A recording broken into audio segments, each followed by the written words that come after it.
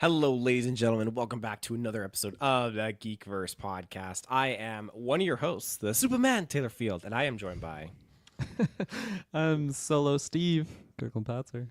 I'm the Spelunker, Dylan Muss.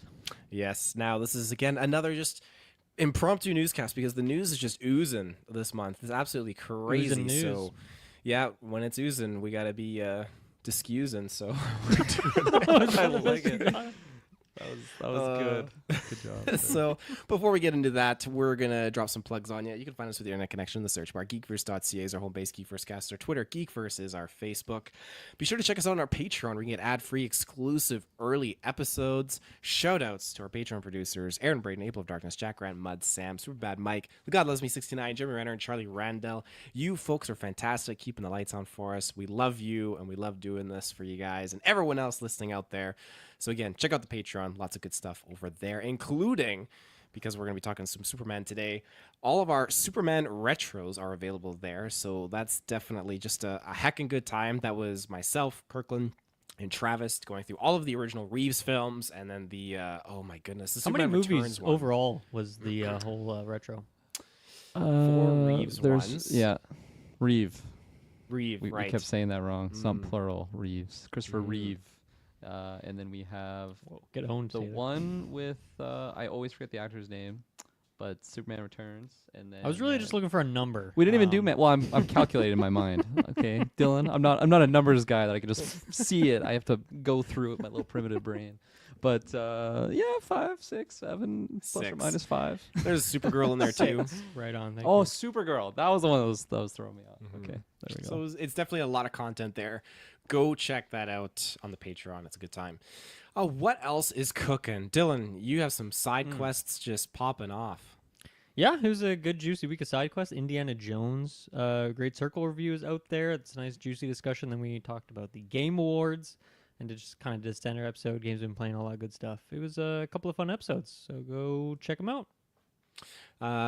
This week, Kirkland, you and I are going to be doing Sonic, so that will be Hell yeah. something to look forward to. And you guys did War of the Rohirrim, that dropped last week as well. And then there's also the Craven review, which we all did together. That was quite the experience. Already forgot about it. Came out less than 7 months ago, There you so. go. What else is popping off coming up? We got we got Creature Commandos and we got Skeleton Crew, the Star Wars Skeleton Crew that's dropping weekly, and we are gonna make Dexter maybe happen. Dexter's happening. Dexter's happening. Okay, this week. okay. Yes. There we go. GV confirmed there. You listening, Travis? There you go. That's my answer for you. Now I think that's it as far as plugs go. Yeah. So we're gonna get into our main topic here after we quickly cover some what we've been watching. We got maybe a Patreon question or two that we'll kind of slide in there as well. But I'm curious, what have you guys been up to? I'm quick, so I can go first here. I started watching Secret Level, the Amazon Nice. video game adaptation show situation. I've only watched like 4 or 5 episodes, and they're all very short, so it's not a whole lot of watching. But so far, I mean, I watched the Spelunky episode today, and it just warmed my heart. It's like, if you take the credits out, it's like 5 minutes long, so it's very, very short, not a lot of depth to it. But it's still just, I don't know, I just love that series so much. And then there was like a remix of like the Spelunky 1 theme in there, even though it was like kind of a Spelunky 2 themed episode, like the characters and stuff from that. So that was really nice. I really, really enjoyed that. It's not an all-time great television show. There's not a whole lot to it. It's really quite basic, to be honest, all these episodes, in terms of like the story and the writing quality. A lot of it does feel like written by people who don't play video games, but they think this is what video games are like in terms of some of the dialogue, which is slightly cringe, I suppose. But animation's great. I mean, the Spelunky episode was along with the Sifu episode. It very much have like an arcane art style to them, so that's cool. PlayStation episode, it's just fun to see a lot of those characters with this animation style. Yeah, the Sifu episode was good. I like the story of that one. Another short and sweet episode there, but it's decent. I don't think I'm gonna watch the whole thing. I think I'm just gonna pick my preferred episodes out of there. Like I'll check out the Pac-Man and Mega Man one. And yeah, I don't think it was in our news roundup, but that show is officially confirmed for season 2. So I'm curious how much of that is going to be like any sequel work on some of the things they establish here. Like I'd love to get another Spelunky episode, of course, or if it's just gonna be checking out new IP, I'm sure it'll be mostly that. But yeah, cool that show is already got approved for a second season. I hope it'll be fun to see kind of what games get featured in, I don't know, 2 or 3 years whenever that comes out. I'm sure it's going to be a while, but that's really it for me. I'm not watching much else. Nice. Yeah, no, Cool. I feel like I didn't even really know about that show until you told me about it, and then I just didn't look further into it. Didn't realize the episode length. Didn't see like what Some of them all are the longer. properties. Like oh yeah. we talked about Outer Worlds and Game Awards. There's an Outer Worlds episode that's like 20 minutes long, so that one's quite a bit longer. But then yeah, Sifu and Spelunky were both like 5-6 minutes. Like if you take the credits Yeah. out, so kind of varies depending on the context. There's also a D&D episode, which I'm sure you cool. like that one. Yeah, I like the idea of it. So just getting more seasons, potentially different games and worlds that they're pulling Mhm. from. So that's cool. Maybe we'll get a good Halo show. We'll see. Ooh, that could be cool. Could only hope. What have I been watching? I feel like I kind of spoiled a bunch of my answers. We did a great After 9 on the weekend. Kind of talked about just did Jurassic Park 3 because of Taylor reminded me about it, but Craven.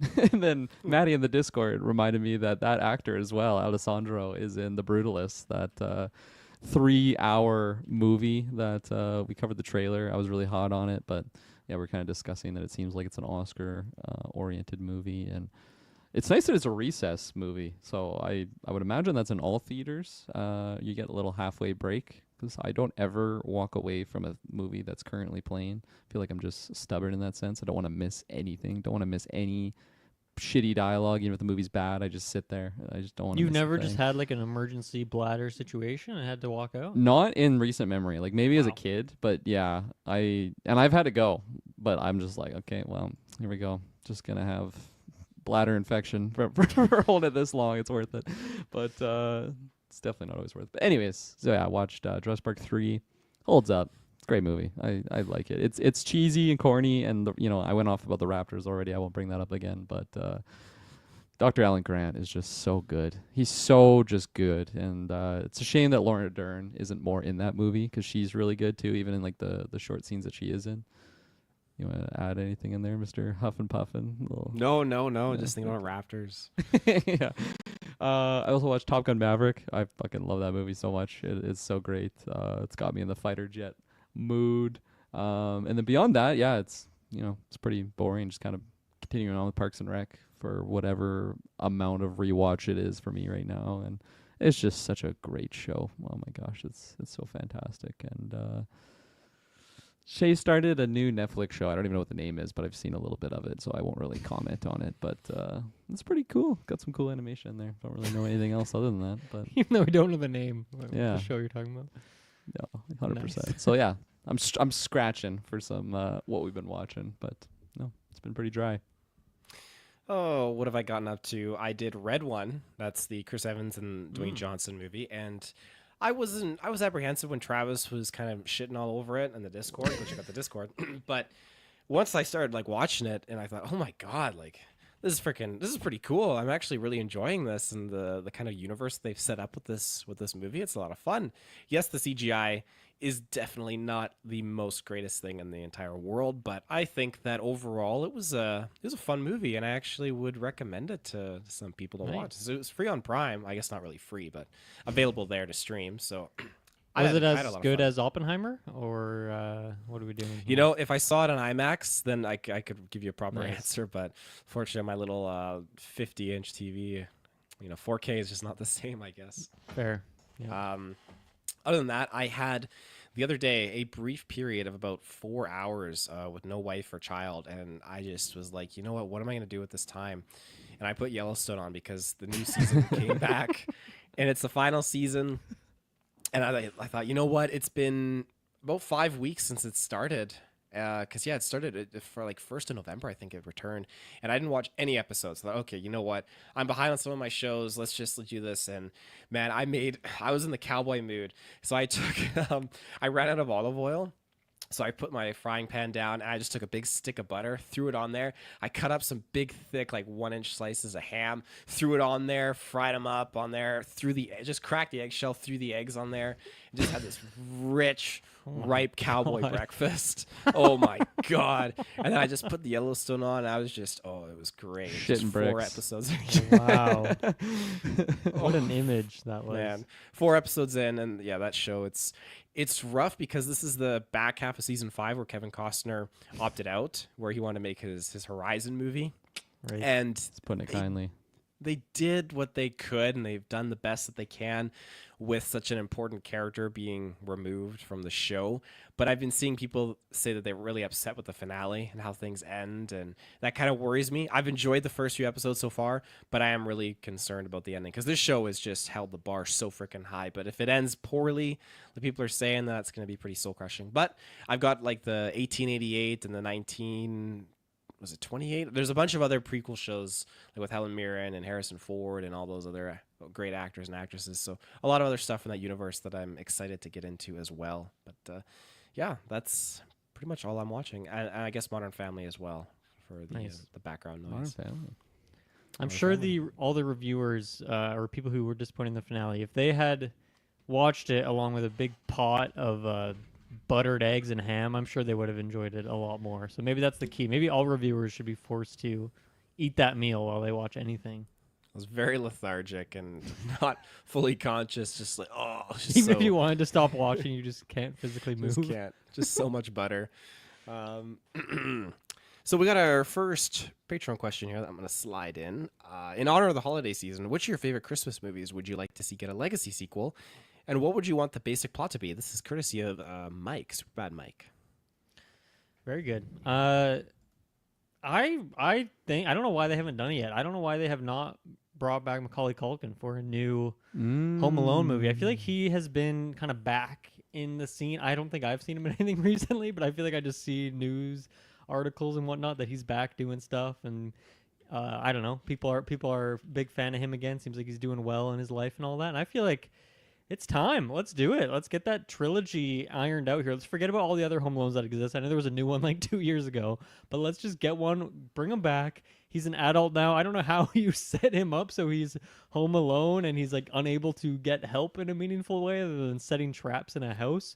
But I don't know. Maybe he's like an art collector and he has to like defend his house from these art thieves. You got to bring back Harry and Marv, of course, as well. Even though Joe Pesci's like. He retired acting, but he came back for like The Irishman, so I'm sure he'd come back for Home Alone 3. If the script's good enough, he's gonna pull If a the Jim script's Carrey. good enough. You know? And I also don't know, like, okay, if he's like living alone as an adult, I feel like part of the story would be that his family left him alone so much, and even though they reconciled, I feel like he still would be pretty separate from them as an adult. So I don't know how you bring in some of those family characters. Like maybe they're coming to stay at his house. That's the twist, and then they get on the wrong flight, and then all of them end up in the wrong spot. I don't know how you would intertwine it with the story, but I definitely want to see that. I kind of think it's inevitable. I don't know if I'm assuming a lot there. Maybe not Joe Pesci, but like the rest of that, I feel like very well could happen. And I don't know if it works without Joe Pesci. Maybe you really need that trilogy, that trifecta of characters, rather. But I think I would love to see that. I think they should definitely do that, and I think people would eat that up. People would go to the theater for that. I think. I completely agree with you. I think it's a great idea to bring back the OG. You could even do like some crazy like dramatic spin where it's like what's his name? Kevin. He's got like serious just like trauma from like the events that he went through. Like not even necessarily Harry and Marv, but like the bird lady. Like you could like just make it like a Doctor Sleep type movie. Well, I think he was friends with the bird lady at the end, but I was terrified of her. I got bad vibes from her, but I think what you pitch was a lot more likely and probably would be the better movie than what I'm kind of crafting in my weird head. But I that's one.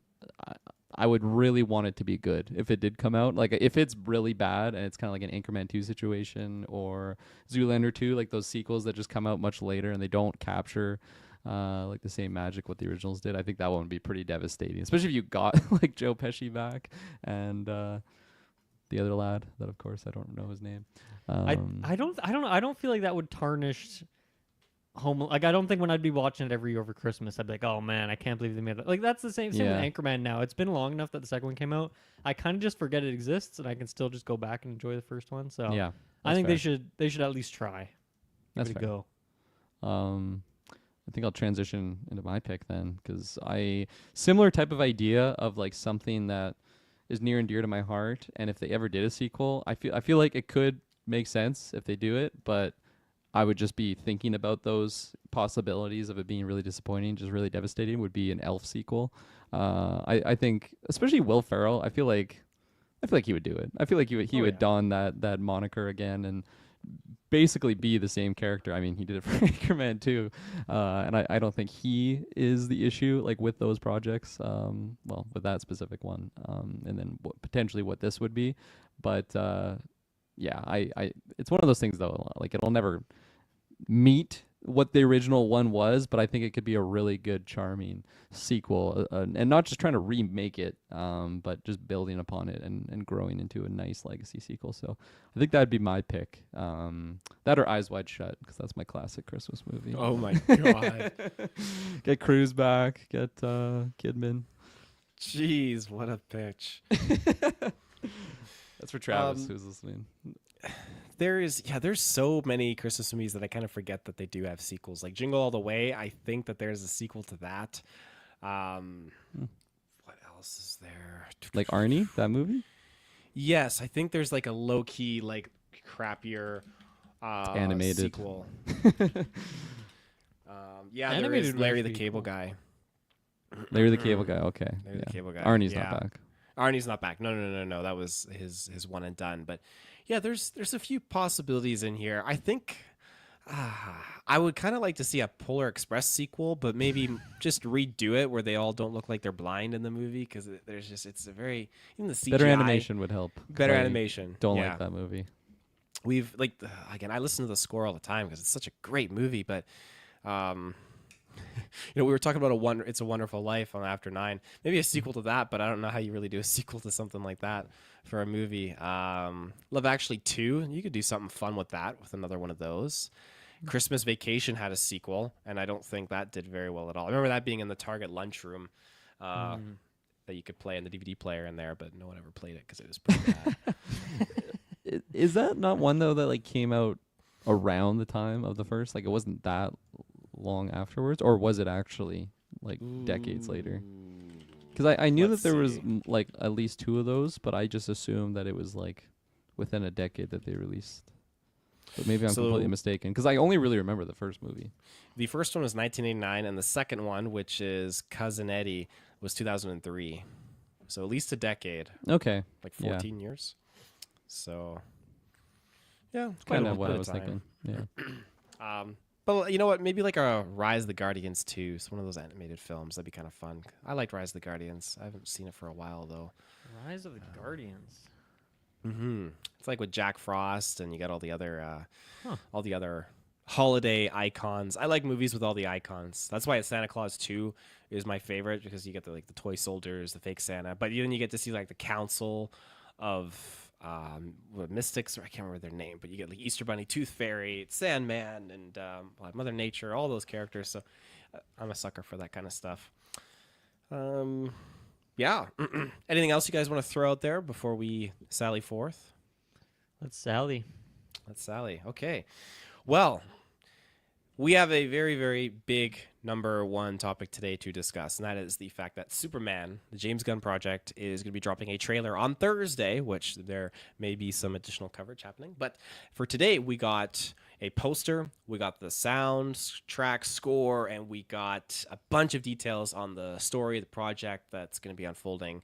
And we're going to be covering all of that and sharing it. So first things first is I'm going to just pull up this poster here so you guys can see it, because I put it into it here. Okay. I don't know. Have you guys seen it already? I believe Yep. so. I've You seen the guys image. have? I haven't listened to the sounds actually. Is that crucial? Yeah, I was notes gonna when you said just wait till the theme. trailer.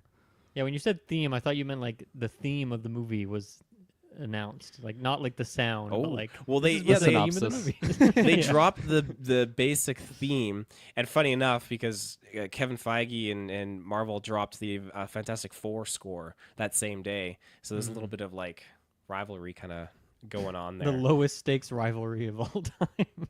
Yeah. So Here's the first poster. Oh no. Is this what you and Travis were hiding from me? And then you're like, oh, show it to the one cast. Okay, We may have been giggling about that. That's good. I like may it. have put up to that. It's funny how like the more you look at it, the easier it is to see. It feels like it gets more. It's just so subtle. clear. Just so subtle. But anyways, yeah, check out the YouTube version.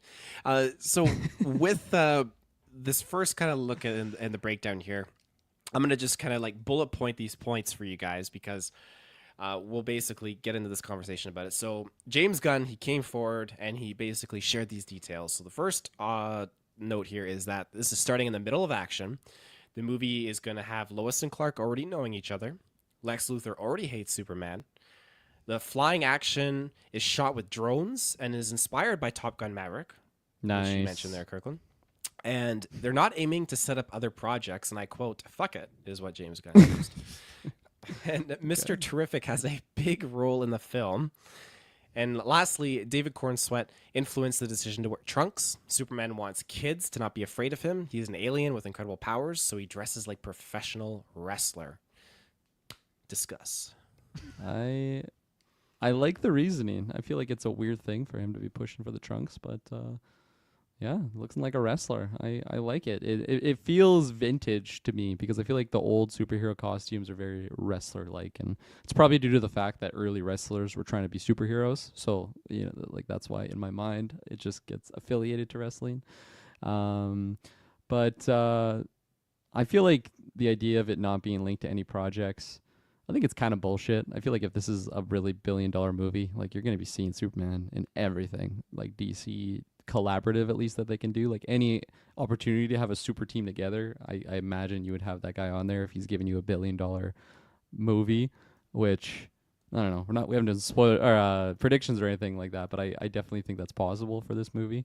I mean, Aquaman 1 did it.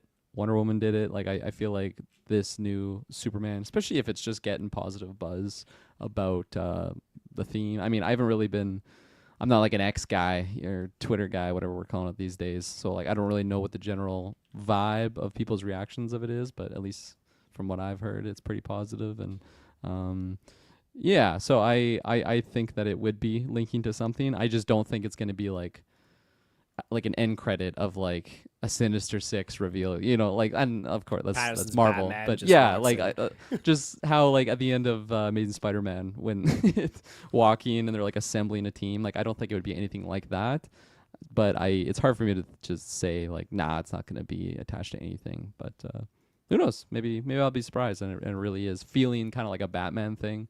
Well, even then, Batman kind of leaves breadcrumbs of what's to follow, and we've now had a show that's come out of it, so it's definitely linked to something. But what was the other thing that you said? I can't remember. The fuck it. Flying is shot with drones. Lois Oh, and Clark yeah, know each man. other. Top Gun Maverick. I mean, I love Top Gun of nostalgia, but I feel like I don't even want to watch that movie anymore because of just how good Top Gun Maverick is. Like I watch that.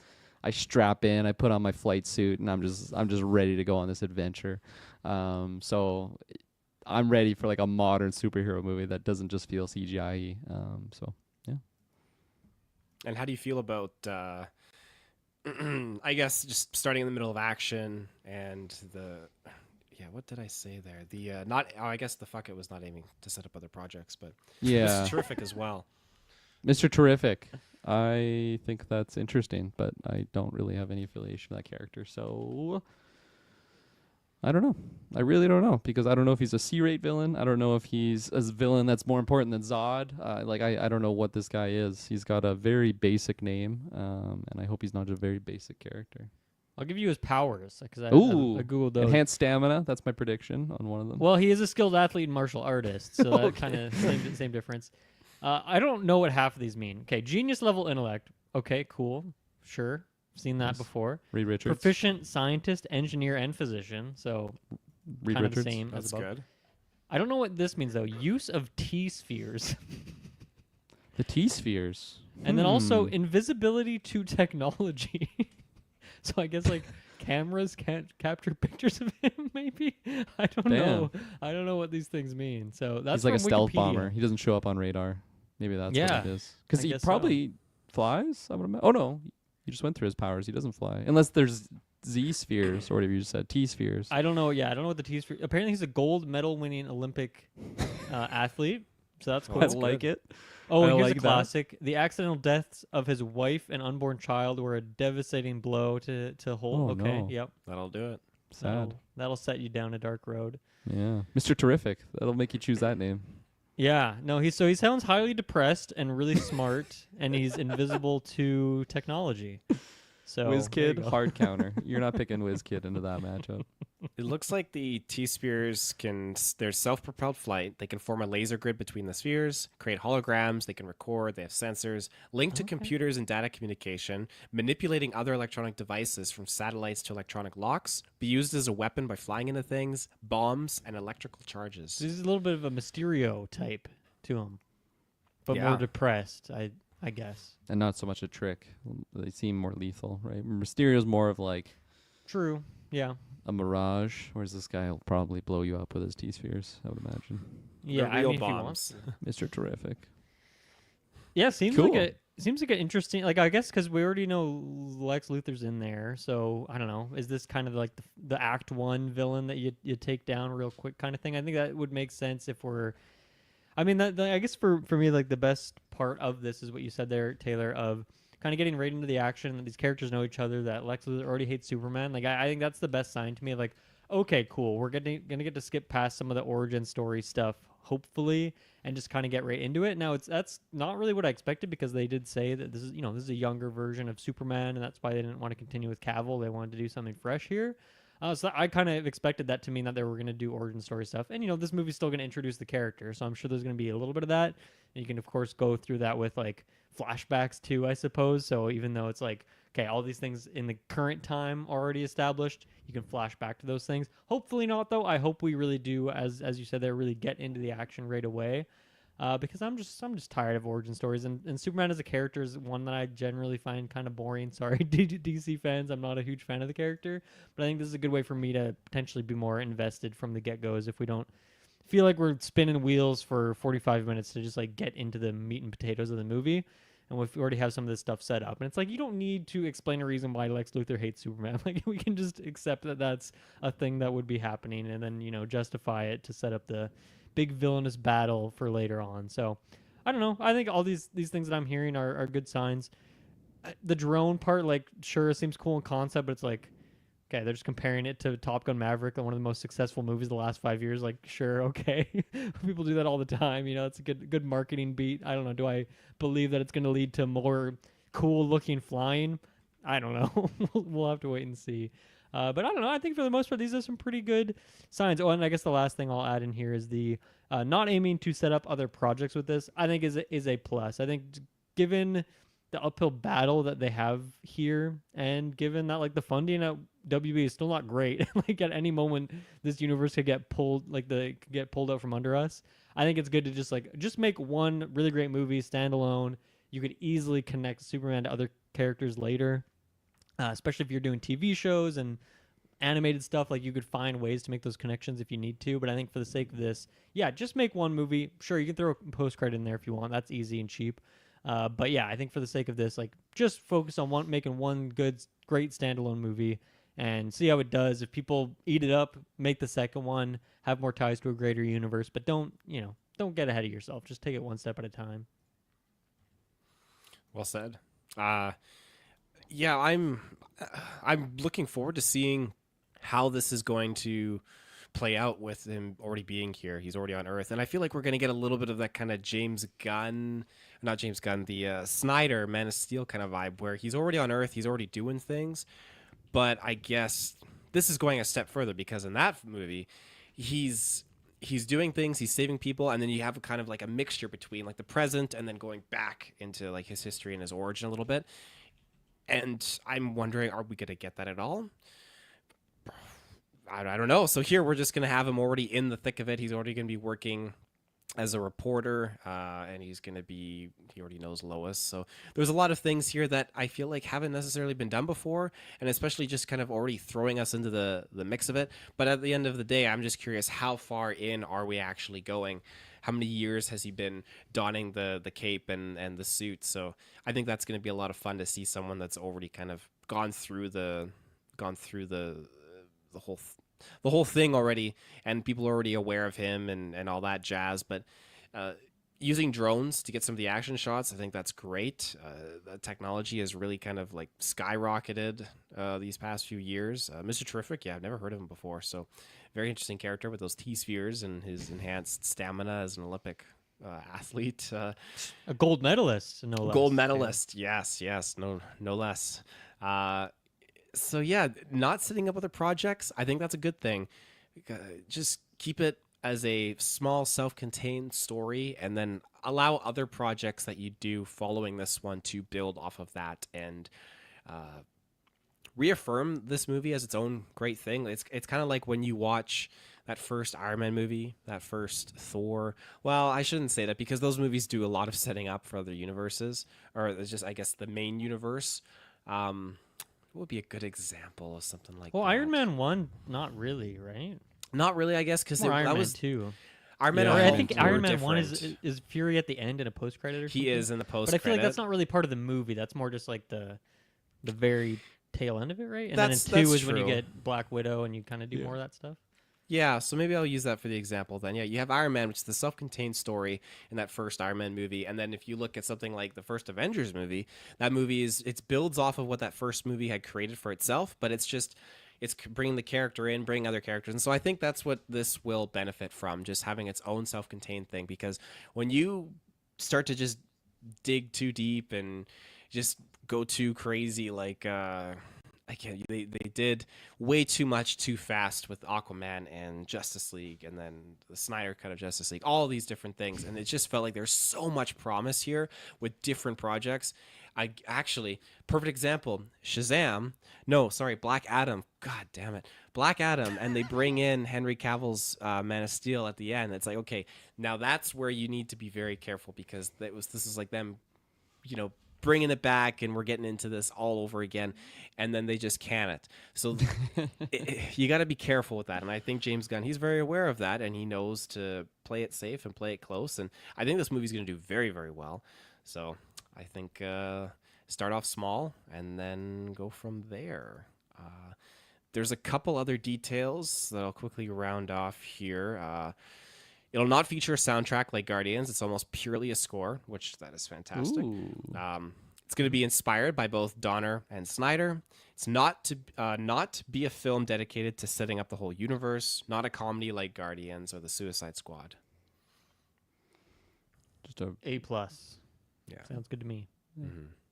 B I'm- plus. B plus for me. Okay. You want it to be a comedy. I want some comedy in there. I want some slapstick humor that takes me out of the whole event. that's Slapstick humor, specifically. You want happening. I want a laugh track in there. You want Superman to slip on a banana peel and smack his head. I want some No Sleep Till Brooklyn, or We Need a Hero to be played. And then We need a Oh, hero. God, please no. His first flight in the movie. We need a hero. Oh my God. the Jeez. best movie to use that must be Shrek 2, because I feel like that's early stages of like that song being used in movies, and it was a great scene when they're just popping off. But It is a good scene. It's a That was very the good scene. formula that everyone else copied. yeah. Totally. Okay. Well, I think that kind of wraps it up. And like I said, we will try and do some sort of Superman trailer coverage on the Thursday or Friday or something like Thursday. that. But yeah, just stay tuned, because there's a lot going on. So we're gonna jump to our first ad. I Don't forget redacted. S Bubs question, our great Patreon Jeez. S Oh Bubs. my God, S-Bubs. Sorry, I couldn't think of a smooth way to interject you there, so I just That took was the- one of my No. least smooth ways. I did the Michael Scott. The I'm glad you did it. yes, and then of course I don't Drop it have on me. the question right in You front want of me. to Yes, I pull it do. up? Okay, think I got it here. so okay. for Superman, S Bubs quoting this. For Superman, what's one thing you'd want to see be part of the movie? Can be a character, a moment, anything. Just one thing for each of you that would boost the movie for you. Discuss. Yeah, as a not a huge DC or Superman guy in general, I don't know if I have I don't know if I have a deep cut character pick. Something like Mr. Terrific, that is kind of the fun, kind of weird pull that I would like to see, and I think to have a character that I don't know is a good one. So I think that like that's maybe one of my answers. The other one would be just like I think it's kind of hard to reduce this down to a moment, as SBub said, but like I want to, yeah, I want to skip past the origin story stuff. I want to get into the meat and potatoes. So I feel like, I mean, I'm not really that excited for this movie at all. We'll see what happens when this trailer drops, and if "We Need a Hero" is in the trailer as a song, like maybe I'll get hyped. Because I'm just not into this kind of stuff. But James Gunn has made a bunch of great movies that I really enjoy, so I'm open to it. The kickoff of the universe, other than Creature Commando, I guess, the soft launch Creature Commando. So yeah, honestly, I think for me that it would be kind of things that we just covered, which is pretty lucky and cool. So hopefully the trailer lands pretty successfully for me here, and doesn't just trip on a banana peel made of kryptonite and bonk its head. For Creature Commandos, like I'm liking the show. I think it's fantastic, but it feels like a mobile game release in comparison to what Superman is. Where Superman's like the big Sony AAA, like big, Naughty Dog. They're coming back. Like that's how it feels for me, at least. And for me, what would make this movie great? To narrow it down to one thing, I saw that. What was it? Lex Luthor is already kind of grouchy towards Superman. He has a grievance with him at the start of the film. I want Lex to be not necessarily like a good guy, but maybe like more misunderstood than like what certain people are seeing him as. And like I want it to be like a total realistic or rational reason why he's hating Superman. Because I feel like, especially in the Christopher Reeve like titles, he's just like a goofy, like mustache twirly villain. And I feel like I just have a lot of nostalgic for that specific performance by like Gene Hackman and just that era of that character. So I love it for that reason, but I don't want that again. Like, and I feel like, I was gonna say like the other version that the Spaceman did. It's pretty much just trying to be Gene Hackman again, which makes sense because it literally is Superman Returns, the exact same universe. So that makes sense. But now that we're in a new universe, I guess I kind of forgot about Jesse Eisenberg as well. That's a bit of a different version. But yeah, I want it to be almost like where I'm not gonna say like a Thanos level villain, but how like Thanos. You hate the guy, but you can like understand where he's coming from. I want to feel that with Lex Luthor, because I feel like many times with this character, he's just he is that like cartoony. I hate Superman. I'm gonna bring him down no matter what. And I want this to be like a super different take on it. And yeah, you heard it here. Kirkland is the guy who wrote "Thanos was right" in the bathroom stall of whatever movie that was in. I was gonna bring up Joker. I was like, Joker. Sometimes you're feeling like bad for him, but I'm like, that guy's a whole nother bag of worms. I don't know if I'd make the vote that I'm on his team. I think it's not even a can of worms. It's just a bag of worms. That's yeah, a like brown bag too, so it's just leaking through. Ooh, something that would boost the movie up for me, eh? Oh, character moment. I think I would just take one of those like classic lines, like, how does he put it? Like, technically speaking, it's still the safest way to travel. Like something about with a plane or flying or something like that. That just to me that feels like a classic. Just drop more of those kind of like innocent Clark Kent phrases from the. I'm assuming he says those in the comic books. I've never read any Man of Steel, Superman comic books myself. I should be ashamed of myself, but just a lot of those lines that were in the original Reeve film. I just think that they just have a very humbling, innocent, like hopeful kind of perspective to them. So I would like to see a little bit more of that kind of come through, because I don't feel like we necessarily got that in the Henry Cavill. Again, Henry Cavill was a great Superman, but it was very, he was dark and he was angry and shirtless. And shirtless, yeah, just shredded. Did I miss anything else, or should we continue on here? I'll allow you to move on. Okay. We're going to take our first ad break. We'll be right back. And we are back. So, ladies and gentlemen, we got another topic here that we're going to be getting into. Oh my goodness, we're just full of topics tonight. Our next one is sticking in to the DC realm, however. A Clayface movie is officially confirmed for the DCU, releasing in 2026. Discuss. I love it. This is so exciting for me. I feel like I didn't really care much about Clayface until like literally this year, I would imagine. Like Travis and I did Cape Crusader, and the version of Clayface there was really, really intriguing to me. Really like that character, and like I remember him from the Arkham game, but like not really. He's kind of a baddie. I really like this, especially coming off of Penguin, and of course, like there was a character that we were talking about is somewhat maybe loosely related to Clayface. So I think that we were getting some, cookie crumbs around that. Now we're getting this. It's like, oh man, I trust that they actually have something planned for this character, and maybe something that they've been cooking on. I don't know, just not necessarily they have a full on script already, but just like I feel like they see where it could fit really well in certain aspects of things that they've already covered. I know like the Batman is a little bit, it's kind of a gray area right now with the overall like advancement of the DC, because it was picked up when James Gunn and team took over. But I mean, Penguin did really well. Obviously, the Batman did really well. So I'm liking just this focus maybe going forward with the Clayface movie, and the fact that it's like a whole movie too is, I don't know. Part of me is intrigued about the idea of them being so confident that they have something solid to put it on the big screen, and they think it's going to be like really popular, or at least make a profit. I think I would love to see like a really great standalone Clayface movie on the big screen, but I also just feel like it's potentially safer/easier to do it in a TV series. I mean, the Penguin show that just came up was absolutely fantastic, really, really well made. So if it's something like that, I'm just worried it would be like too rushed on a big screen. So maybe that's where I'm a little bit torn in the middle of the decision for it to be a movie. But yeah, no, I think initially, if you're asking me like what my initial thoughts are, yeah, just pretty thumbs up for me. Pretty thumbs up. Yeah, this is interesting. I was just pulling up the slate of things because it's hard to remember all that stuff, because this was announced so long ago now, like the kickoff of this universe, right? We're finally starting to get stuff pretty soon here with the trailer, the first trailer for Superman pretty soon here. But looking at the slate, so yeah, Superman next year. The year after that is when we get Supergirl, Woman of Tomorrow, and then Clayface would be the next one currently on this slate.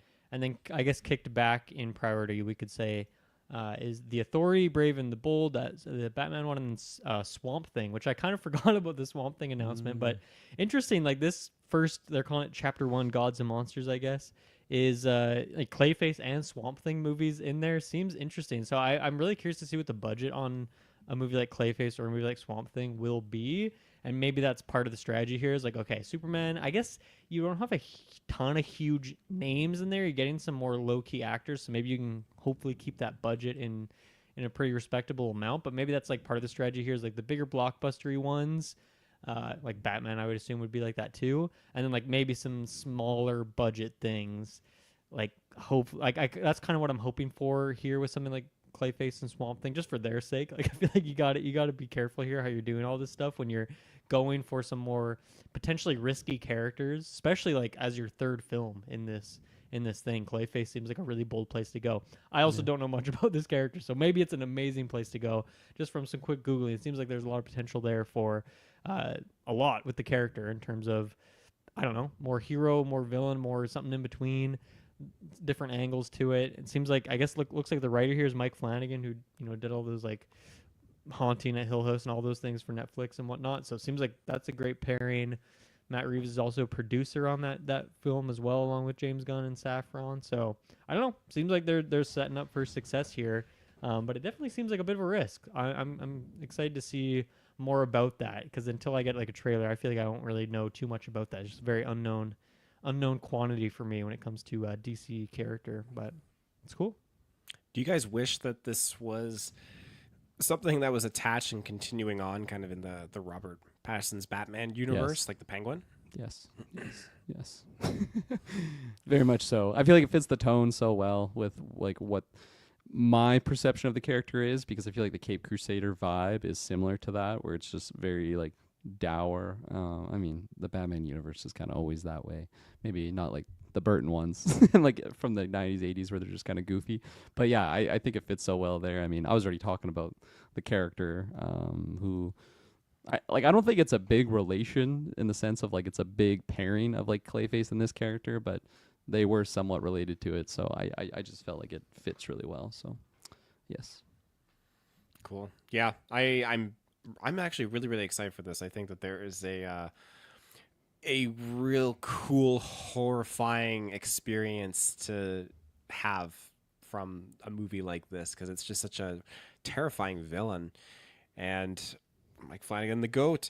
I think that I don't remember if Clayface was in the Arkham games. You played them recently, Dylan. I think I 'cause played you the first one. did a He was not in retro. the first one. Well, I played a bit of I City. think he was in but City. I did not play Arkham much City's of the one City I 'cause played, It's and not my vibe. I'm pretty sure he's in there, but I'm gonna double check. I just remember playing on Game Boy Advance the Batman Rise of Synthesu game, and there was a Clayface boss battle, and it was Nice. just like it was wild. Is he kind of like Sandman in his powers? I'd say it's very similar to Sandman, But he can yes. more like he can also transform into other people, kind of like Mystique or Apparently, yes. I believe that's right. Yeah. Yeah, I just so yes, he is in Arkham City. And it's interesting because like I remember him in that game specifically being like a Sandman type character, big, just sand golem looking thing. But in the Cape Crusader show, it's very different where it's all about him kind of taking the persona of other people, and it's like there's a murderer, so it feels very street level in that sense. So seems like a pretty flexible character that they can do definitely some different things with. Now that I've been more exposed to like that side of it with the Cape Crusader stuff, 100% that's what I'd prefer. I'd prefer that way more over just a big golem that's, like a big brute man. But that's interesting. I feel like we've seen characters like that before, but that's kind of typically a villain type character. Like part of why those kind of characters work is like as the viewer you're not sure which characters are real or who is who, or when a character has been fooling someone in a scene. So to have it like flip the perspective, and let's say the movie is like starring and following Clayface, maybe that's not what it is. Maybe it's just like he is the villain of the movie and someone else is kind of leading it. I'm not sure. That seems like it could be a weird angle to go at it, but something different. So obviously, it must have been a pretty good screenplay for them to greenlight it and give it the go-ahead. Yeah. So now, Dylan, you mentioned a few of those other projects, and that's actually one of their talking points here is 4 DC films slated for 2026, and Clayface is officially one of these. Right, along with Supergirl, and then what would be the other ones? Because I mean, on this list I'm looking at, it doesn't have dates for anything else, but I guess Authority and Brave and the Bold would be the next ones on the chart. Yes, and there's Booster or I guess Gold, are we right? including Batman 2 in that 4? I guess right. Well, that's actually the highlight of this point here is because it is included, but is it gonna get booted? Right. Because we've got all these other DC projects that have kind of been taking over the cinemas here. So Well, I think because another one of the movies that's upcoming is Brave and the Bold, another Batman thing, and so I feel like they should try their hardest to separate those movies by at least like a full year. I would think. I mean, people love Batman. People will go. There's a lot of people who would go see 2 Batman movies in a year, but I do think that's going to shrink your market the closer you put those together, especially if someone sees, like, let's say Batman 2 is about to release, but like the Brave and the Bold trailer's already out there, and people are watching, they're like, you know what, I'd rather go see this other one with Glenn Powell as Batman. Like, I don't want to go see Batman 2.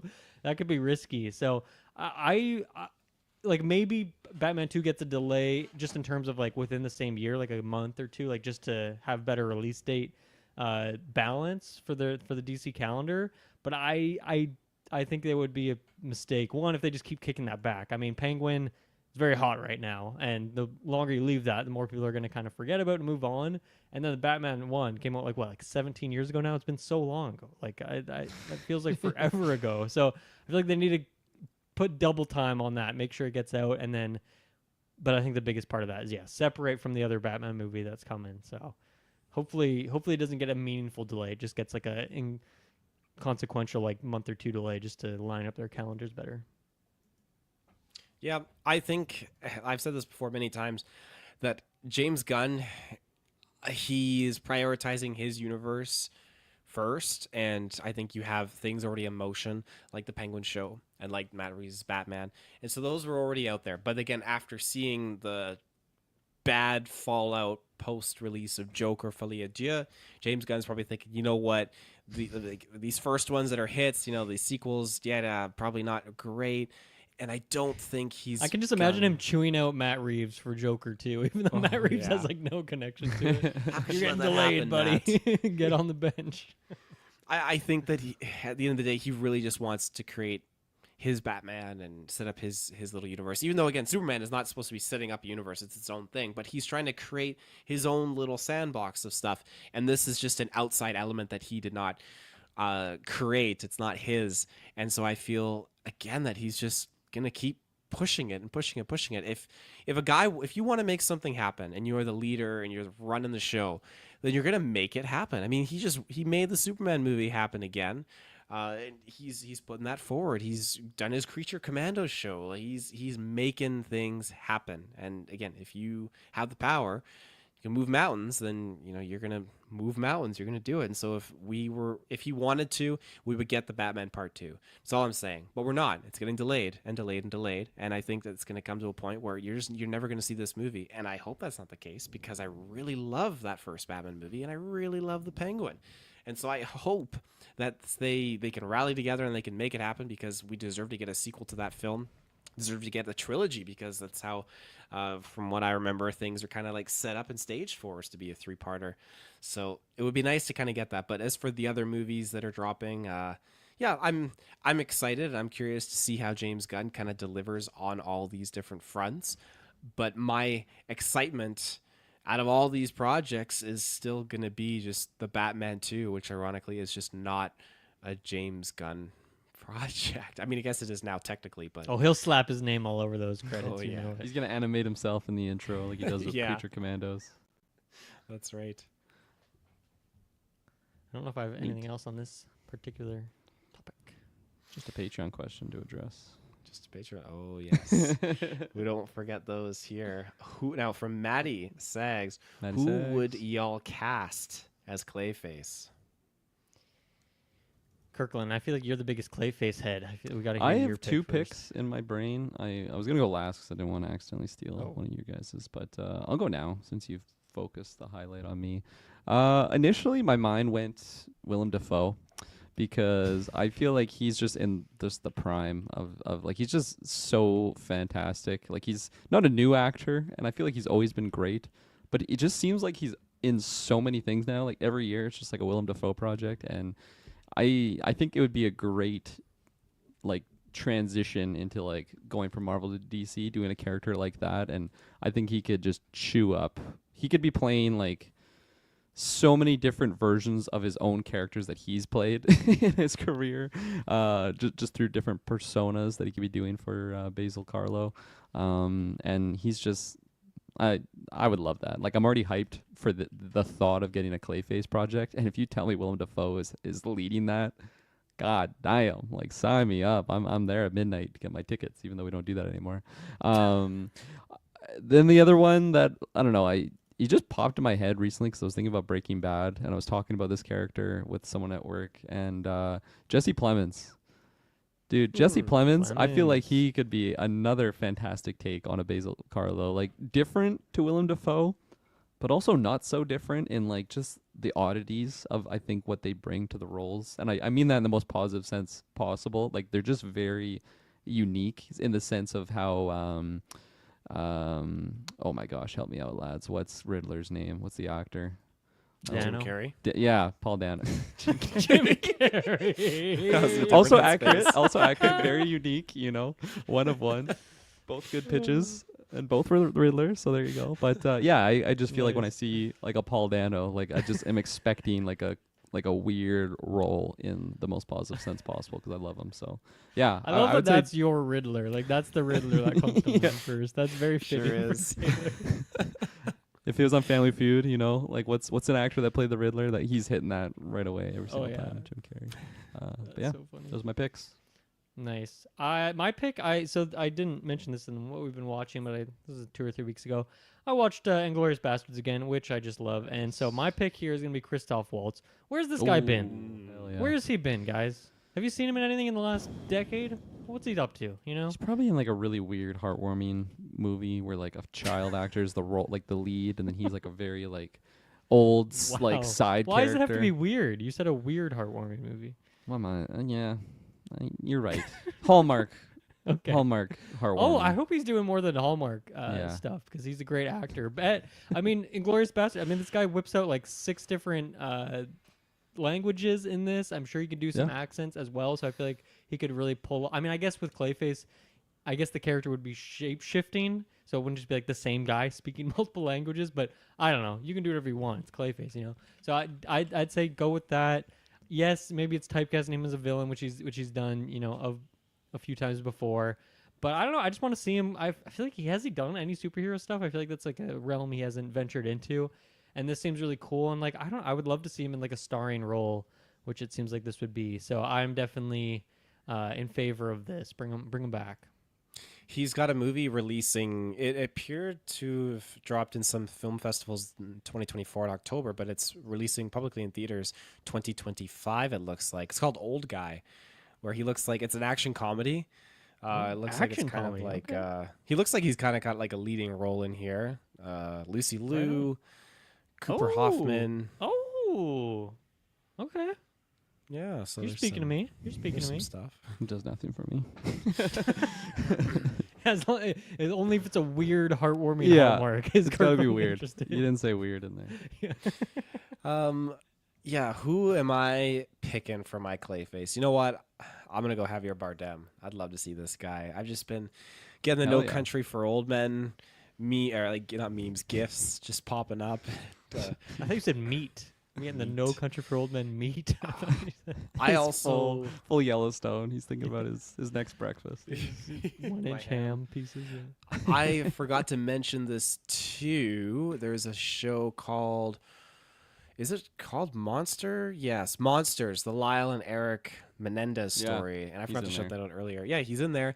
And I watched like 2 episodes in, and I have to go back and finish more of it because I'm kind of confused if this is like when this show actually released because I thought it was released recently, but apparently it's not. But yeah, Well, he's there's in 2 there. different ones, I think. Yeah. There is 2 different ones. Okay, There's the that's Dahmer right, one that came out a couple years ago, and then now it's Monsters, the Eric and Lyle Hernandez story. But then I Okay. think there was also 2 things about those brothers on Netflix, like 2 separate You are correct. docs. Yes. Yeah. Yeah.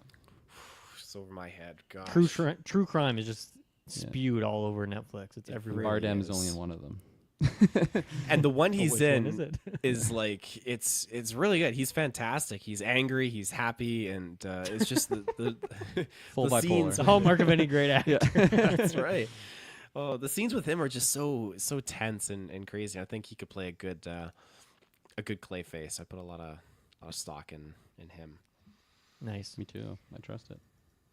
And I guess someone else on our Patreon had a good suggestion here for what they want to see, right? They can talk We about it on their talk- own podcast. No. Not that he was asked, but he had an answer. He was not asked, but Clay says, not that you asked me, but I would cast Dev Patel and let him get weird with it. Okay, weird. He used the word Give me keyword. the for weird. Yeah, Kirkland. I'm down. Plus, we know he has action chops. Definitely. Yeah, I don't know, like, Kirkland, since you're familiar with the character, do you think Dev Patel is a good fit for this Absolutely. man? I think Dev Patel is just such a phenomenal actor that he could be playing so many different individuals, and Yeah. I would like to see him in that villain role because I feel like Yeah. the things that I've seen him in lately have been that hero, which he's so good at. But well, Green Knight, he's questionable at times. He does some morality questionable things. No, I mean, I- morality. Morale. I love the pick. I mean, I feel like every fan cast we've done in the last 2 years, I've put Dev in like any role. Like I Yeah, put him in so Wolverine. I don't know. Anytime we do anything, I put him somewhere. So I'm all for it too. Have you watched Monkey Man yet? Yes, I really enjoyed Okay, it. nice, Yeah. It's on my list. I haven't seen it yet, but sure, give it to Nice. Patel. That's the casting director. Sure, Patel. give it to Patel. Oh yeah. Cool. Anything else you guys have on just DC, Clayface, Batman 2? I'm ready to sally forth. I'm ready to sally forth. Okay, cool. We're going to take another ad break, and we'll be right back. And we are back. So our next topic is getting into the Marvel Cinematic Universe, because it seems like there's more than just a Chris Evans coming back. We have a Hayley Atwell joining Avengers Doomsday, in addition to Mr. Chris Evans. It seems like Marvel Studios was working on a solo Steve and Peggy movie, but couldn't crack it down, so they've just kind of incorporated, I'm assuming Peggy, I'm assuming that's what she's going to be reprising her character as, back into Avengers Doomsday. But again, we talked about how Chris Evans might be a different character, not necessarily becoming back as Captain America. Like there's a lot of different conversation happening there, so maybe that's the same with Hayley Atwell. I don't know, but I'm curious what you guys think about this. Yeah, I mean, it seems like they're just don't have much faith in the current state of MCU and like maybe what they've been setting up with the last TV shows and movie projects for the last few years. And it really feels like, okay, they're just going back to that Winnie the Pooh honeypot for this one. They're just digging their big grubby hands back in there. They're pulling Robert Downey out as a villain now. They're pulling back all of these characters and they're just slurping all that honey down. So I feel like it's a little unfortunate for me. Of course, I love these characters and these actors in these roles, and you know, it just feels a little cheap, I suppose, to bring all these people back, and it doesn't really feel earned or really what we want to see. Like I think we've had a messy road with some of these movies and TV shows, but we've also come up with a lot of really cool, interesting new characters, and I really want to see them get the spotlight, but it kind of feels like that's not going to happen. It feels like those characters will be more relegated to a supporting role or just like in it for a battle or something. And it seems like we're just focusing back on those like phase 1 characters that got it all started, which just feels too soon for me. Like I think that's something that they should have waited and done 10 years from now. You know, once again, I'm not speaking business minded here. I'm just speaking in terms of like story wise, what would have been good, or even just letting us gestate with the nostalgia a bit more. It just feels like also a little too soon. So I'm not super stoked about this, but I mean, I'll still be there day one, and I'm sure a lot of people will. So it's maybe the right move for them in terms of dollars and cents. It makes sense, and potentially will make dollars. Yeah, I'm pretty Hopefully a little similar more than dollars. I'm pretty similar to you with this, where it just doesn't really move the barometer much, which is kind of surprising because these are big characters that are not, you know, before this news, not part of the MCU anymore. Well, at least to the big scale of what those characters initially were, with like the original versions of Peggy, the original versions of Steve. And to me, it's just like, okay, well, what's the next one going to be? Like, let's get our bingo cards out and just have our old original cast for like Avengers and be like, bingo dabbers ready? Who's going to fill their card first? Like, it just seems like eventually we're going to be getting next to everyone back. And yeah, it's unfortunate that this should really be like boosting the hype levels on these characters. And I feel like it's because we haven't really had like a big we haven't had an Avengers movie since, but definitely like even just a big like Marvel superhero movie in the sense of a collab. Like I guess Guardians, but that's kind of on its own because it's like saying goodbye to those characters and ending that book, ending that chapter.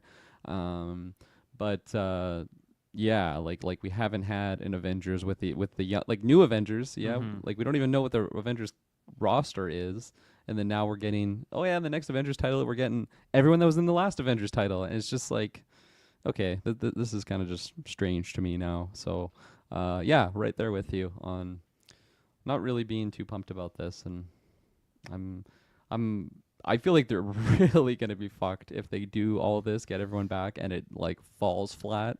Very good point. Yeah, this seems like an all-in, like all the poker chips push. It's a Hail Mary, it seems, and like I know Hail Marys are usually like critical plays, like do or die situation. And I feel like if they're pulling in all these people, like it feels like that, and yeah, we'll see. Maybe the memes, you know, Taylor of Feige stressing over the Superman thing. Maybe it's really happening. Maybe he's starting to feel like the baton is in DC's hands right now. Well, I mean, the man, like I said earlier, he dropped the Fantastic Four theme. The full theme, which was Superman, it was just only a short piece of it. And he was probably like on the shitter, and then he like got that. He's like, what the fuck? Like, this is out. This is coming. Release it. Release it. Release the Fantastic Four score. Let's go. This calls James. The fuck, James? Thought we had agreement. I mean, they James just calls released- Matt Reeves, starts chewing him out. They just released $1 billion movie, and Joker 2 ate shit. So I don't know. I don't know if I buy into this narrative. I think they're doing just fine, but they saw with that people want nostalgia and they want the characters that they know and love. They don't want new freaks on the block. Or musicals. Even if they're well, weird. debatable on musicals, I guess. Not Joker musicals. I mean, there's a sequence when Deadpool's dancing to a song, so that's Yeah. kind of musical. That's Bye, true. bye, So bye. maybe they did that just to, well, no, because that was before. Was Deadpool before Joker? Or was Joker Yeah. before? Okay. Deadpool was in the summer. So they knew, and they're just like, you know what? Let's spite them, and let's just add a little bit of a musical dance sequence in Deadpool and show them how we're going to do it right. And they did just that. So Yep. Hayley Atwell joining Avengers Doomsday. I think there's a lot of nostalgia that, as you guys already discussed, they're going to be capitalizing on, which is totally fine, but it can go very, very bad if you don't have a great story, you don't have things written in there very well. I'm a sucker for the multiversal stuff, but a few people that are more like the GA, one person I work with in particular, they've been kind of going through the Marvel movies, and I think a few of them they've not seen before, and so they just did like Thor: Love and Thunder, and then they did Endgame a little bit ago, and so they're kind of working their way through. And when I mentioned that we have Robert Downey Jr. coming back as Doom, they just kind of like rolled their eyes and thought, what the heck are they doing? Like, that just seems so lame. And I know there's a lot of people like that, but again, I like the multiversal stuff. And if that's obviously the take that they're doing here, where we're going to be getting characters that we recognize coming back as other characters, I think that there's going to be a lot of fun with this as a sandbox to pull from. So I'm open to this. I'm very, very excited. And I think you could have a lot of fun with her coming back either as like a Captain Carter, or she comes back as just regular old Peggy, and Steve Rogers is not Steve Rogers. Chris Evans is playing someone else, but she recognizes him as Steve Rogers. I think there's a lot of fun dynamics that you could have in here. So I'm going to hold my breath on this. It's funny that they were trying to do a solo Steve and Peggy movie. I'm curious where that kind of fits into the sequence of things. If it was like a post-Endgame, is it just them doing dance lessons and like It's a musical. That's why they couldn't crack that's it. right. They saw Joker, like, oh, we got to bet back. I mean, out, I think boys. that's ultimately why they couldn't crack it. If that part of it is true, is like, how does this make any sense? Like, how do we justify this as anything other than just like cash grab? And the answer is no. There's no answer No. to that. Yeah, that's right. I don't have anything else on that topic. But I feel like I'm going to slide in one more thing here on this. Is we're talking about Marvel. You had me. Because it popped up, but we kind of shifted things around in our previous newscast. But Kirkland, like you and I have been watching Daredevil, and that season 1 retro that's dropping this month. It's up Hell on yeah. Patreon. Like Dylan, you're a Daredevil veteran already. I'm a vet. We're gearing up for it. Well, I just want to get your guys' thoughts on Daredevil Born Again, taking place 5 years after the Netflix show. And you can be light on the spoilers because we don't want to be spoiled. But I just want to pick your brain a bit on that, Dylan. Yeah, I guess that's a really hard one for me to answer because, like, where does 5 years after the show relate to what we've seen in the MCU thus far, right? Like, is it that the show ended, then he's gone on all these adventures, which is what, like 3 or 4 appearances now already, and then the Born Again is like after that? Like, my Yes. brain cannot imagine conceive so. of how any of this really makes Yeah. sense, I guess. Yeah, there's Tough not to really piece, any like specifically the Spider-Man stuff with the Echo and She-Hulk. She-Hulk. Like what's the spacing of those specific projects, let alone where Daredevil was placed, right? Mhm. Yeah. Mhm. Yeah. Well, So I I'll wish take I had a that. better theory for you, but also like it's been a while since I watched Daredevil, so I don't know. That's a hard one for me to pick up, but that's I don't know. It's also if you throw in the fact that there was like in the MCU there was like a 5-year gap as well potentially. And, Yeah. like was he snapped for that time or was he not? Like we don't know. So I don't know. That makes things extra convoluted, and I guarantee you the writers don't even know. They're just making their project, you know. It's like the default time jump. Like, hey, what are we time jumping? And then it's like you just have your program. It just automatically does 5 until you adjust it, and they just never adjust it. It always gives you 5 years. I feel like I just chuckle anytime I hear that because it is just a running thing now. You know, like Endgame. That's kind of what started, I think, the 5-year jump. Well, at least like to the level that it's been at. But for too long, we've been seeing these 5-year time jumps. I'll never Very forget confusing. those audible gasps in the theater too with Endgame when it was like 5 years later and people were like, "Oh, yes." They were very loud about They it. think in the they're still theater. getting that with us. They're like, yeah. wait We'll till get 'em they again, see it's been a guys. 5-year jump. Cool. All right. Well, I guess our next topic we can jump over to is holy smokes, Barbie 2 She's back. in the works. What's that? She's back, I said. She's back. I thought you were throwing it to us like you're disgusting. What's that? What's that, guys? What's Barbie? But I mean, yeah. She's, as you said, she's back. Disgust. God damn, what's happening over here? Barbie, it's back. Yeah, what even happened for a review for that? Who was on that review? I thought myself. I thought I think Travis. I was too. Was it just everyone but me? Okay, I thought Taylor, I don't think you were there. Were you? because I was. You want to bet? No, I don't. I'm very unsure right now. I'll get some details for you. I believe some you, maybe. details. But was was it not that long Oppenheimer ago. then it took you forever to watch? There was one of them. Yeah, Oppenheimer. I wasn't on that review. Okay. Okay. So that one was just me and Travis. See, they're muffled in my brain because. I was not around for Oppenheimer's review And then I just never see Dylan in any of these reviews. I guess in my hindsight. because I have such bad takes. Clearly, that you just phase me out when I'm talking. I'm not offended. Don't worry. I'm the video game guy. When it comes Yeah, to movies, yeah, you can ignore me. Yeah, it's coming back. I mean, I wasn't on the review, but it's come up multiple times. I was not really a fan of that movie. Didn't really work for me much at all. But I'm very happy for everyone else because I'm like the only person in the world who doesn't like that movie. So I'm glad that everyone else is gonna get a sequel here, and I'm sure there's gonna be a lot of fun castings, and it's gonna be even crazier than the first one. So I'll definitely watch it at some point. But yeah, it doesn't really get me too hyped necessarily. But yeah, that's cool. I guess I didn't really expect this necessarily. Like, I don't know. I'm curious to see if it's the same team doing it. Obviously, money talks, and if they want to make money, go make a Barbie sequel, of course. But yeah, I kind of felt like story-wise and situation that we weren't going to get this. And wow, Taylor, are you blowing your own mind right now? I am blowing my own mind. I knew it. I knew you weren't there. There you, go. knew it. I don't know where I was. I knew there was a man missing. Where were you? That you were just gone that whole weekend, then, Taylor. Yeah, you know what? I just blacked out. I don't know where I was. Yeah, wanna bet? You probably were had- so confident. You must have been watching Yellowstone with a pot of like buttered eggs in front of you. Buttered eggs. Oh yeah. You just had the Yum. turkey baster, just putting some butter right on his Oh my 1-inch God. slabs of ham. Barbie 2. Yeah, no, I love Barbie. I feel like the more I watch it, the less hype I am on it, just because maybe the jokes aren't hitting as much as they did the first time around. But it's still just a really well crafted piece of thing. I love the cast that's in there. Margot's just fantastic. The hot goss is fantastic, and yeah, no, I'm all for it. It's Greta, right? She's the director. Greta. Gerwig. You got it. Yeah, is she I coming feel- back for this? Is that I- announced? I feel like that would be.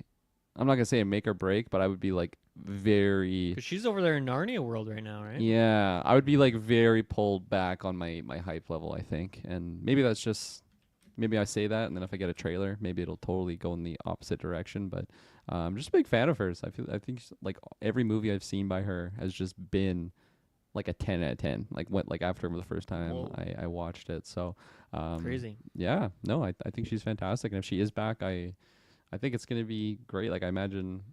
Because Margot was like a producer, right, as well on Mhm. Barbie, if I'm not mistaken. So I would imagine it's like the same situation where she's a big part of just the actual making of it as well as being the lead. But I would be pretty interested in what they do plot-wise, because I think that was the big mystery going into the first movie. And you can't just redo that for if you're doing a sequel. So I'd be interested in kind of seeing what they do. But seems kind of inevitable to me. Like even though it is like it doesn't seem like it'd be a sequel. It just made so much money, and it just became like such a memed thing for just the whole Barbenheimer pairing, but also just kind of what the movie was. And yeah, it was the type of movie that when it came out, I feel like so many people that I knew were going to see that specific movie over Oppenheimer. Even people that I never would have pinned being like a Barbie fan. They're like, "Well, Gosling's in it. Like, let's go see. Let's go see this guy." Or, "Oh yeah, my wife wanted to see that, so I'll go with that." So it just seemed like everyone's attention was kind of drawn to that, and I'm curious if it captures the same type of thing going into the sequel. I think not really, but we'll see. Well said. Yeah, like I remember when I saw Barbie, I was at the drive-in theater, because I know that's where my first time was seeing. Yeah, we weren't reviewing it there, buddy. So We were nice not try. reviewing it there. No, but yeah, like I enjoyed it for the most part. Like it was fun. It was comedy, and Gosling and Robbie were both fantastic. I don't know if I ever felt like I necessarily needed a sequel. Between the two of those big time movies that released, I was definitely more on the Oppenheimer scale, or fan side, because I remember when I finally watched that, I think, what did I do? I got up at like 4 or 3:30 a.m. I just couldn't sleep.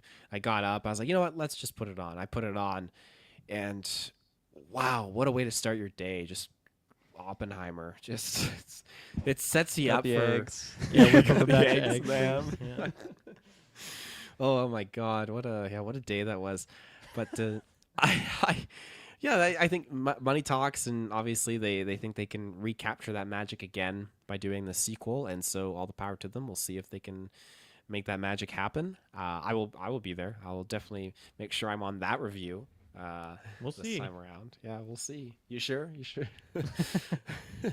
uh, but we got a question about Barbie 2. This is from Clay. What 2026-27 blockbuster would you like to see open the same weekend as Barbie 2 to potentially build another Barbenheimer situation? Creative answers welcomed. Ooh. I think I have the most uncreative answer, and I would just say the Nolan film, the next Nolan film that would be coming out. I feel like that would be. I can't really think of any other movies that in the woodwork that would like just naturally make that connection to me. So I do think that would be really smart, like Yeah. for everyone involved. If Do they it just again, make that an yeah. ongoing thing. Yeah, The because it was like Nolan such movie a with big Barbie, big rising question tide mark. raises all boats situation. It was a big question mark going into that first time around, right? Because it's like which one is going to suffer because the other one's coming out, but they both just thrived. It was probably like the biggest percentage of people just doing back-to-back movie viewings in a day. I would imagine. I was one of them. I did it. Do you think that once this release date gets announced, that like 1 million movies are gonna shift their date to be on that weekend to try and catch that wave? I feel like we could see that happen with a lot of movies, and then that becomes just like a total mess of like 7 things releasing the same weekend. And for us reviewing, we have to see 7 movies in one night. Yeah, it seems risky for some of those movies because it's like if you're not a special enough movie to be able to go up with Barbie and like be successful, like it's got to have a good name like Barbenheimer, like it's got to roll off the tongue. So they got to maybe pivot their title choice if they want to go that route. Like you're not gonna have like what we were just doing the Game Awards and we're talking about the intergalactic title. Like what's the full name of that? Like imagine you got that. Intergalactic, the Heretic Prophet. And then Don't Barbie you forget 2, like that doesn't roll off the tongue well. No. So if there's a movie Well, title nothing rolls like off the tongue of that. Yeah, no, no one's pairing up with that it's an one. unrollable tongue. So I think it's risky doing that, and yeah, like unless you're Nolan or like a Tarantino or something, like it seems like it would have Tarantino's to movie? be. Okay. It would have to be that level, but The Barbie critic. I guess he's not doing the movie critic anymore. but whatever he does. I was just looking at a list of some stuff here of just some movies that are coming out, and yeah, there's a lot of movies slated for 2026. But man, it would be so much fun if you get like The Hunt for Barbie or Barbie Alum, Barbum, yeah. The Super Mario Barbie, Avengers, Oh, okay. Doomsby, Doomsby. Doomsby. So there's a few. I like Gollum. That was my I do too. answer. I think that would be very funny. Just like this cursed Lord of the Rings movie on the same weekend as Barbie. I think that would be, and like I think that's part of what made Barbenheimer special was that you had like completely opposite tones, a really fun, lighthearted comedy mixed with like a dour dark like biopic level thing, and I feel like to have like a dark Lord of the Rings thing combined with Barbie, that'd be a fun double feature. I would potentially go see that. Yeah. And I think, it's a great way of kind of moving forward too, because we haven't really had big time double features like this really in the past, at least none that I can think of. Nothing on the scale of Barbie and Oppenheimer. Now, we did have Gladiator and Wicked recently, and there was a little bit of buzz around that. That was a lot of fun too.